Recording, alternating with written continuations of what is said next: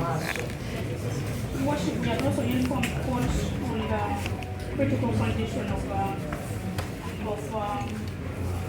the victim on count 2. Bategeezezza kkooti n'ebeera y'omuntu eyakulwa omusango gw'okubiri. And also informed court that there are some additional statements which are recorded in this file by the victims themselves. Era bantu abaafuna obuvune waliwo statements endala ze baakola. On the evidence which was initially presented. Sinzira ku buzibu obwali bwasooka okuleetebwa. We have also been presented, a copy has been served on the court that has scanned CT scan and the report on the respect of the state for long. N'eripooti egera ku odongo egerwako. Your Worship, we have informed the court. The charge sheet tomorrow might not be what is actually before the court. We need to inform the court. So they are persons. Bategeeza kkooti awamu n'abavunaanibwa nti emisango lwaleero gy'abagwibwako ekyagiyinza okuba nga si bikyali. Your Worship, once I talked about reconciliation, it's being initiated or can be initiated. We have two victims who are actually in court. I can assure court categorically that they have not been approached. The court can actually confirm with them to see which position is actually the truth. Nabyo kkooti eno bw'eramuliza okugerezeganya abantu bamwe baatuukiridde abavunaanibwa. Ategeeza kkooti nti ababavunaana bwe bali mu kkooti bagambye tewali n'omu yali abatuukiridde. Kkooti bw'eba eyagala isobola okukakasa okuva gye bali. Your Worship, we have actually seen how court is already the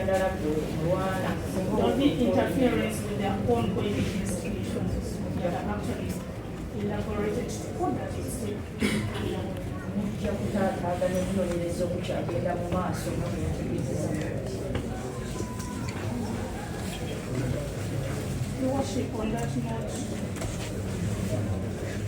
I pray that this honorable court remind us of the person, one of them, the one attention, male. Olw'ensonga ezo saba kkooti egaanye okuba okweyirirwa. And if this court is inclined to go ahead and get that person's name. Nga kkooti esalawo baneeremera ku kusalawo ba okweyirirwa. We are praying for stringent term to be given. Kkooti asabye kkooti ebawe okwakuliza obukakali. Which will enable the head of justice to be achieved. Kusobola okulaba ng'obwenkanya butuukako.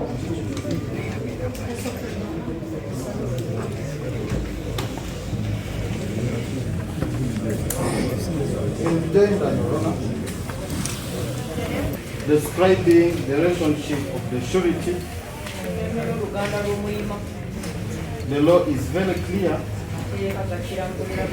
and does not disclose whether she should be a sister, a mother, or a friend.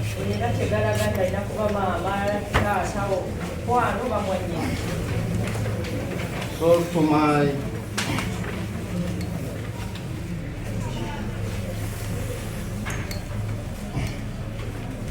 I think my colleague submitted without visiting the law on that.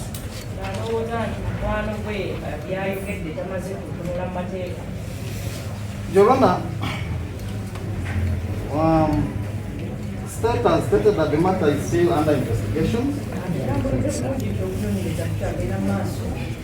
Your Honor, it would be unfair for such acts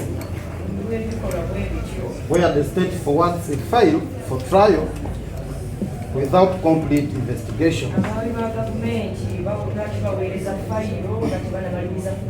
Honor, this has been a common practice with the state attorneys who sanction files and forward the same for trial without complete investigation. okunoonyereza tekunnaggwa. The purpose for the bail application, Omugaso gw'okusaba okweyimirirwa if bail is granted, n'okweyimirirwa it's not closing the matter. omusango guba tegugula lwawo. This is temporary freedom Okuba kuteebwa kw'akaseera as the law is cited. n'amateeka bugali. Your Honor, liberty of the accused person Abavunaanibwa is part of democracy. And this honorable court acts on democracy,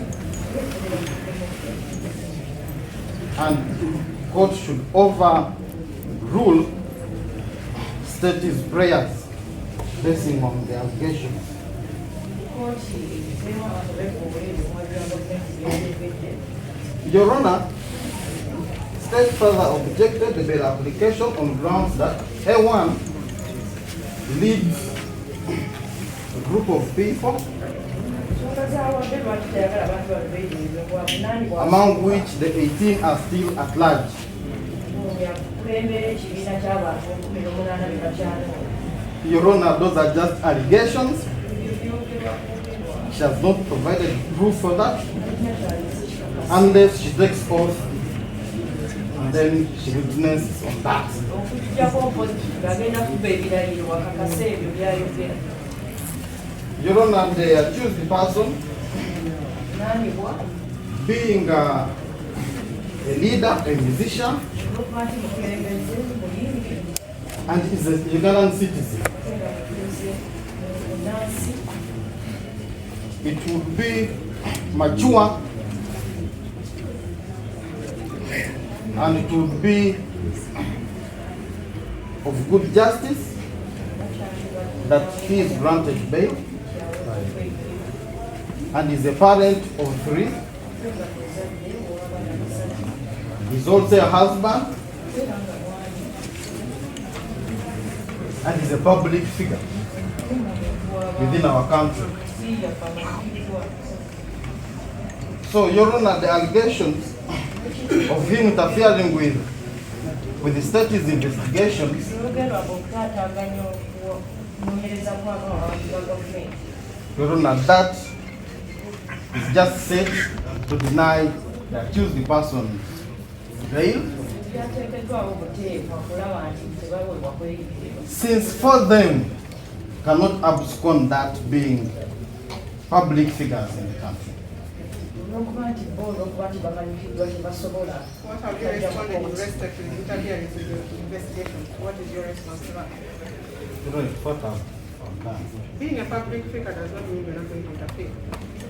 No, I said court shall not deal with allegations.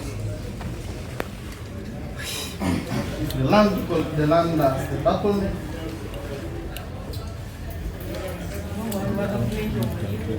would testify on that as a witness, other than just setting up mere allegations before the honorable court. Ogyeko ebyo byayogera omwogezi mu maaso ga kkooti. Your Honor, we still maintain our prayer Kyagenda mu maaso n'omusaba Mukama that bail be granted to the accused persons bavunaanibwa bantu okweyimirirwa. and preferably non-cash bail. Bwekiba kisoboka Setting the conditions. bawe No, tebasasula wadde preferably. I'm just guiding court. Court may take the guidance or not. kyagirungamya bulungamya yagenda okukkiriza Preferably non-cash bail. ebbeeyiro nga si yansimbi. I so pray. Saba. As I had earlier stated that I interviewed personally the accused persons.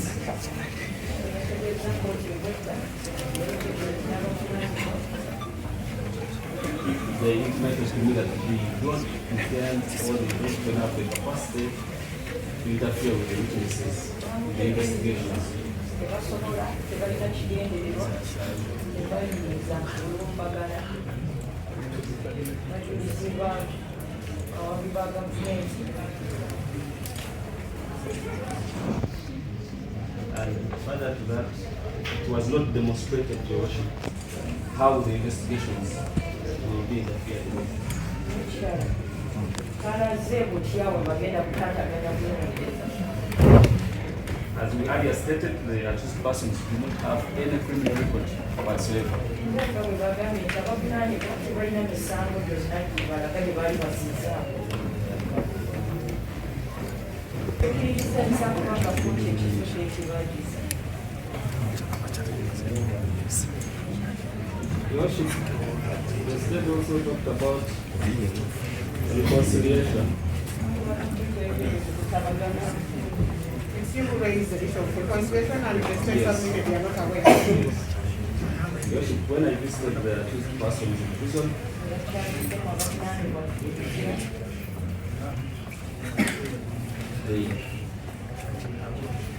they indicated to me that they are willing to even visit the victims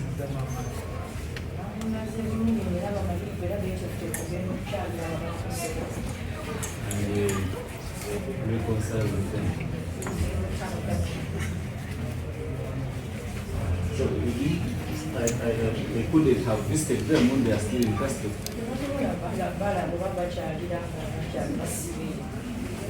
So the granting of their bail will fuel the reconciliation process.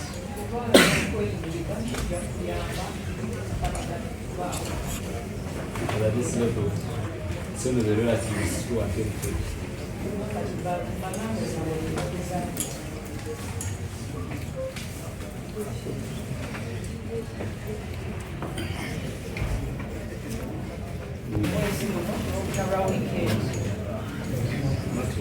Your The Worship, accused are both remanded until then. ongezeddwayo kwa limanda paka polo bavunaanibwa. Your Worship, we intend to inform court that the complainant in the other cases Also, I are, have functions. this is another issue. You know what to do. You know what to do. I'm functions.